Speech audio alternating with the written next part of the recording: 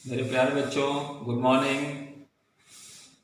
मुझे उम्मीद है कि आप सभी लोग बहुत कठिन परिश्रम कर रहे हैं इस समय।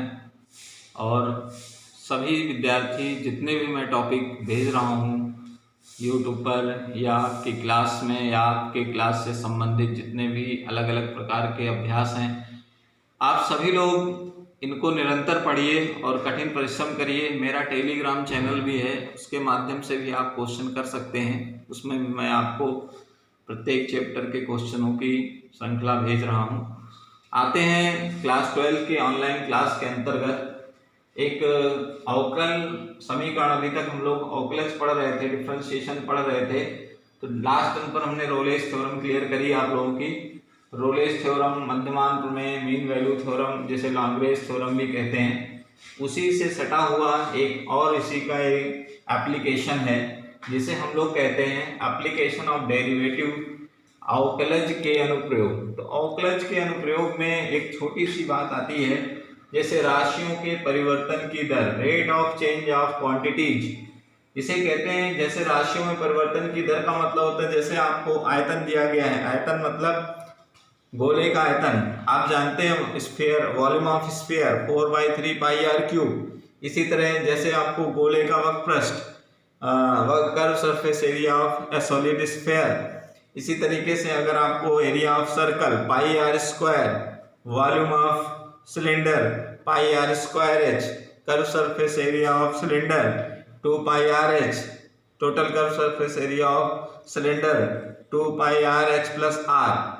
इस टाइप से जितने मेंसुरेशन से रिलेटेड क्वेश्चंस होते हैं डिफरेंशिएशन में, उनको जब rate of change of quantities के अंतर्गत रखते हैं, जैसे वॉल्यूम को अगर रेडियस के अगेंस्ट डिफरेंशिएट करना है तो dv अपॉन dr, जैसे कर्व सरफेस एरिया को टाइम के अगेंस्ट डिफरेंशिएट करना है ds upon dt, that is rate of change of quantities. और ऐसे वेलोसिटी को अगर हम टाइम के अगेंस्ट डिफरेंशिएट करना चाहते हैं तो dv अपॉन dt। इसके बहुत छोटे छोटे क्वेश्चंस होते हैं, 1 मार्क्स से 2 मार्क्स का आता है अक्सर करके 12th के एग्जामिनेशन और कंपटीशन में भी। यहाँ पर दिया गया है जैसे उस वृत्त का क्षेत्रफल, यहाँ पर सर्कल की बात की जा रही है, find the area of circle के परिवर्तन की दर, rate of change of quantities, इसकी त्रिज्या r के सापेक्ष ज्ञात कीजिए, अगेंस्ट टू r रेडियस। आपको रेडियस दिया गया है पाई आर स्क्वायर, तो sorry r equals to 5 centimetre. तो हमें पता होना चाहिए कि एरिया ऑफ सर्कल क्या होता है। इसे एरिया ऑफ सर्कल को हम कैपिटल ए से डिनोट करते हैं और ये होता है पाई आर स्क्वायर। अब आपको इसके परिवर्तन की दर अगेंस्ट टू r, तो D A upon D R करते हैं, इसे डिफरेंशिएट कराएंगे। तो अब पाई आर स्क्वायर का डिफरेंशिएशन क्या होगा, 2 पाई आर, ठीक है।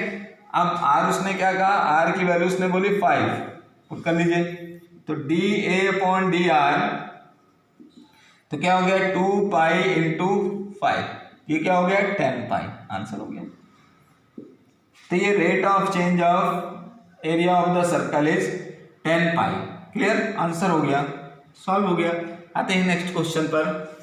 नेक्स्ट क्वेश्चन है, इसने कहा एक घन का आयतन, द वॉल्यूम ऑफ क्यूब, आप सबको पता होना चाहिए वॉल्यूम ऑफ क्यूब होता है x क्यूब, भुजा का क्यूब। आपको याद होगा कि घन का जो आयतन होता है, अगर घन की भुजा x है तो उसका जो आयतन होगा x क्यूब होगा, अगर घन की भुजा a है तो उसका आयतन क्या होगा, a क्यूब होगा। तो कह रहा है कि 9 सेंटीमीटर स्क्वायर प्रति सेकंड की दर से बढ़ रहा है, ठीक है। तो ये रेट ऑफ चेंज ऑफ उसका एरिया है। यदि इसके कोर की लंबाई 10 सेंटीमीटर, यानी कि उसकी एक साइड यानी x बराबर 10 सेंटीमीटर है, ठीक है, तो इसके पृष्ठ का क्षेत्रफल किस दर से बढ़ रहा है, ठीक। तो अब आपको यहाँ पर देखना है कि एक घन का आयतन यहाँ पर क्यूब होना चाहिए, क्योंकि जो आयतन होता है वो घन सेंटीमीटर के रूप में होता है, स्क्वायर के रूप में नहीं होता है, ठीक है। तो जैसे वॉल्यूम की हम लोग बात कर रहे थे, तो वॉल्यूम का मतलब है v, ठीक है। अब v इक्वल्स टू क्या हो गया, x क्यूब, तो डिफरेंशिएट कराते हैं तो dv upon dt equals to, यहाँ पर लिखेंगे तो 3x स्क्वायर ठीक, अब क्या होगा, dx अपॉन dt इतना आ जाएगा। ये आपको दिया गया है, क्या दिया गया है, 9 सेंटीमीटर क्यूब पर सेकेंड। तो ये इसको यहां लिखेंगे 9 = 3x² dx अपॉन dt। तो यहाँ पर क्या है, अगर हम x की वैल्यू रख भी लें और इसको कैंसिल करा दे तो 3, और यहाँ पर क्या हो जाएगा 10² dx अपॉन dt। तो क्या हो जाएगा 3/100 dx अपॉन dt। ये एक इक्वेशन हो गई। ठीक, उसने क्या कहा है कि इसके पृष्ठ का क्षेत्रफल किस दर से बढ़ रहा है, तो एरिया ऑफ क्यूब यानी कि curve surface area of cube. तो जो curve surface area of cube होगा वो क्या होता है 6a² यानी कि 6 इंटू साइड का स्क्वायर। अब आप इसको अगेंस्ट टू टी कर सकते हैं। जब इसको अगेंस्ट टू टी करेंगे तो dc अपॉन dt, साथ में इसका डिफरेंशिएशन करेंगे तो यहाँ 6 इंटू 2x और dx upon dt। dx upon dt की वैल्यू ये दे रहा है, इसलिए आपको कोई कंफ्यूजन नहीं होनी चाहिए।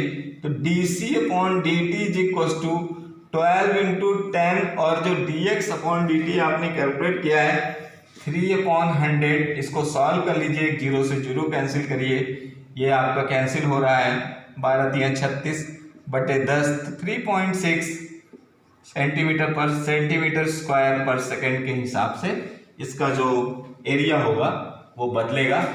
आपकी अगली क्लास ये लेक्चर नंबर 8 है। आप YouTube के माध्यम से भी देख सकते हैं। ऑनलाइन क्लास के आपको वीडियो में प्रॉपर भेज रहा हूँ। बहुत बहुत धन्यवाद आपको।